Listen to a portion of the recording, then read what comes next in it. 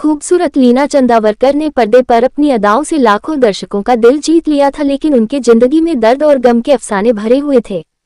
लीना चंदावरकर 70 के दशक में बॉलीवुड की टॉप एक्ट्रेसेस में शुमार थीं। उन्होंने उस दौर में कई हिट फिल्में दी थीं। लीना चंदावरकर ने साल 1968 में सुनील दत्त के निर्देशन में बनी फिल्म मन का मीत से बॉलीवुड डेब्यू किया था। इस फिल्म की सफलता से लीना चंदावरकर रातों रात फिल्म इंडस्ट्री का बड़ा नाम बन गई थी। प्रोफेशनल लाइफ जितनी सफल रही, उनकी निजी जिंदगी उतनी ही उथल पुथल भरी थी। लीना चंदावरकर का जन्म 29 अगस्त साल 1950 को हुआ था। कर्नाटक के धारवाड़ में हुआ था। लीना अपने दौर की खूबसूरत हसीनाओं में शामिल रही, लेकिन दूसरी ओर तरफ अपनी पर्सनल लाइफ में काफी दुख दर्द झेलती रही। पहले 24 फिर 37 की उम्र में ये एक्ट्रेस विधवा हो गई। इस एक्ट्रेस की असल जिंदगी की कहानी किसी फिल्म से कम नहीं है। पहली फिल्म हुई डब्बाबंद, फिर लीना की पहली फिल्म मसीहा 1967 में आई होती, लेकिन ये फिल्म पूरी नहीं हो सकी और फिल्म का डब्बा बंद होकर रह गई। इसके एक साल बाद उन्होंने मन का मीत फिल्म से बॉलीवुड में डेब्यू किया और फिर उनको लोकप्रियता और कामयाबी दोनों मिलने लगी।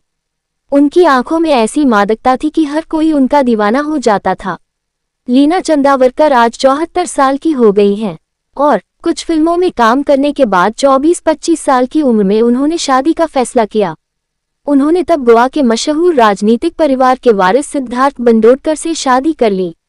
लीना का जीवन एक नया मोड़ ले रहा था कि सिद्धार्थ एक हादसे में मौत हो गई और शादी के कुछ ही महीने बाद भी वह विधवा हो गई। कम उम्र में विधवा हो जाने के कारण समाज में उन्हें ताने दे रहा था। खुद उनका परिवार भी इस हादसे के लिए उन्हें जिम्मेदार ठहरा रहा था। वह अपनी जिंदगी से तंग आ चुकी थी। उनकी जिंदगी में किशोर कुमार आ गए।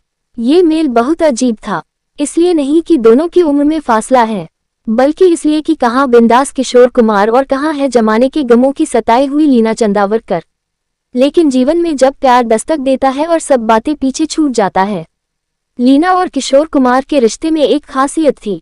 दोनों की पिछले टूटे रिश्तों में उलझे हुए थे, जिसमें सिर्फ गांठ थी। किशोर कुमार ने कभी अपने रिश्तों को अपने ऊपर हावी होने नहीं दिया।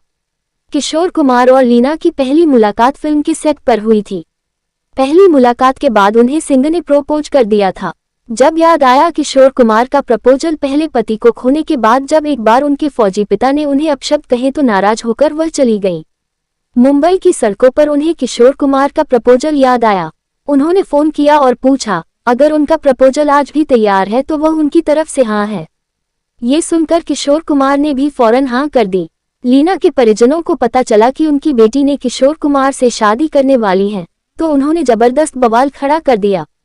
लेकिन परिवार के खिलाफ जाकर उन्होंने किशोर कुमार से शादी कर ली।